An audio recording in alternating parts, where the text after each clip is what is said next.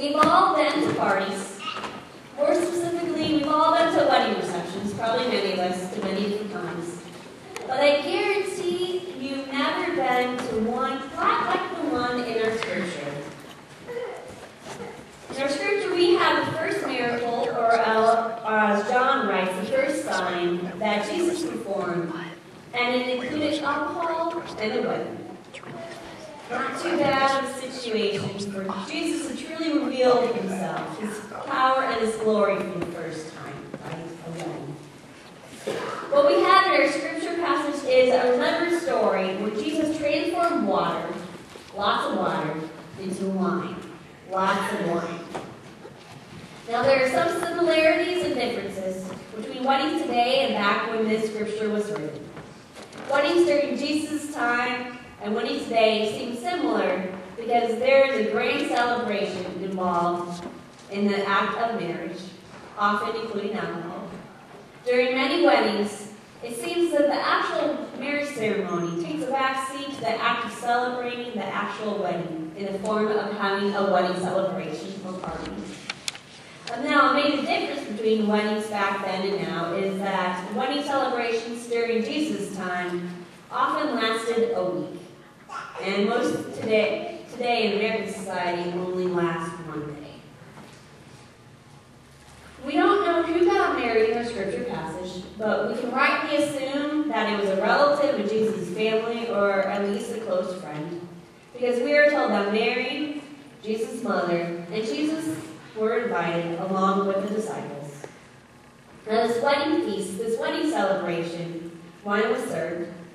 And if this was a week-long celebration, we can imagine that there was lots of wine present and consumed by the wedding guests. During the wedding celebration, the wine ran out, which essentially was a problem because the wedding guests weren't done celebrating and they couldn't rightfully celebrate without wine. Now what happens next is puzzling to me. It throws me off whenever I read it. I don't know what to make of it. Mary turns to Jesus and tells him, "Son, there's no more wine." And it seems as if Jesus snaps back at his mother by saying, "Mom, why should it matter to you or me that there's no more wine?" And he mentions something about how his hour has not yet come. Now that phrase, "the hour has not yet come," is mentioned quite often and implies that later Jesus will be crucified and resurrected. Later, but not quite yet. But of course, no one knows that yet, and they couldn't possibly comprehend what that meant. And we can barely comprehend it some 2,000 years later. What really surprises me is that Mary takes what Jesus says all in stride and turns to the servants, telling them, "Do what Jesus tells you to do." It's like Mary is not bothered by the way Jesus spoke to her. Now Jesus sees 6 massive stone jars, each being able to contain 20 to 30 gallons, and he tells the servants to fill them up with water. Jesus then tells them to take some food, take some from the jars out, and bring it to the chief steward. The chief steward tastes the water, but it's not water, because it's wine. Perplexed, the chief steward consults with the groom, saying, perhaps even congratulating the groom that this is some really good wine.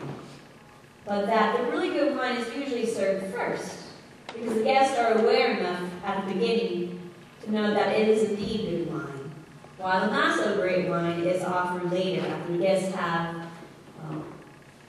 drank their fill. But this groom has saved the good wine until the very end of the wedding celebration. Now, it shocks me, because this is the same Jesus who essentially says, "Why do I care that there's no more wine?"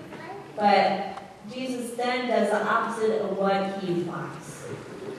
Why would Jesus make more wine when it seemed like in the breath earlier he didn't think having more wine was a big deal? And he didn't seem to want to be bothered by it. But then he turns around and makes wine.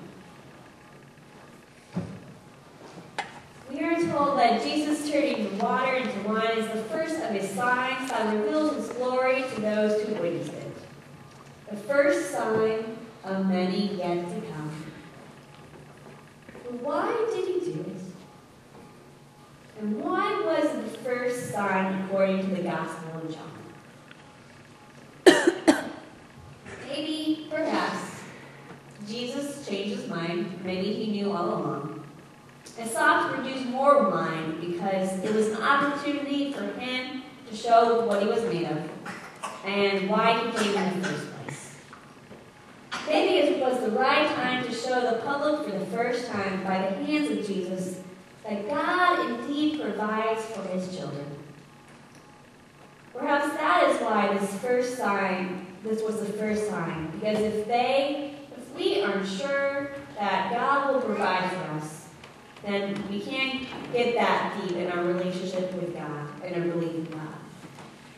Because it might be a hollow belief in something or someone that we can't fully rely on. Just think about it. We were once little children where we were dependent on adults, whether parents or guardians, to care for us and provide for our every need. We needed them to ensure that we were safe, that we had a roof over our heads, that we were warm when it was cold, and that we were cool when it was warm. That we had the proper nourishment to grow and to thrive in life, and most importantly, that we had somebody to be there for us and to love us unconditionally. If we were not provided for in those ways, then studies show that we suffer so much in life. We've all heard stories of abuse and neglect that some children have had to suffer when they were so very young. And those same children experience so much hardship later in life because their basic necessities were not met. Perhaps the same concept rings true for our Scripture. Perhaps God, revealed through Jesus, wanted to publicly declare for the first time that I am a God who will provide for you, just as I have provided wine for the wedding guests, so that they could continue to celebrate. Maybe through this sign, God was stating that because I am God, and more importantly, I am your God, I will seek to provide for you so that you can celebrate and continue to celebrate in this journey of life. What does it mean? God provides. God provides for us in so many different ways. We can say that God provides for us when a special prayer is answered, when an illness is healed, when a job is secured, when a child is born. Yes, God provides. But God provides even when that special prayer is not answered, when that illness is not necessarily healed, when a job is not secure, when a child is not born. God still provides, because God is simply there and present in our lives. I think we can get into a real trap and a real slippery slope, as I call it, when we believe that God provides for us when the prayer is answered, and God doesn't provide for us when the prayer is not answered. We will all have times when our prayers come to be, and we will all have some moments when our prayers will never come to be. But I think that's just life. I don't think it's God per se. I believe God is the same God who provides for us, who is with us when our prayers are answered and when our prayers are not answered. God simply doesn't pick and choose that God provides for us one day, but not the next. We don't worship a fickle or confusing God like that. To know that God provides for us goes beyond the details of our prayers and our lives, and He goes beyond that to something much bigger. God provides for our needs by simply existing in our lives and being reliable. God provides us with breath when we were born. God provides us with bodies to do God's work in the world today. God provides for us by simply being with us throughout the course of our lives. And sometimes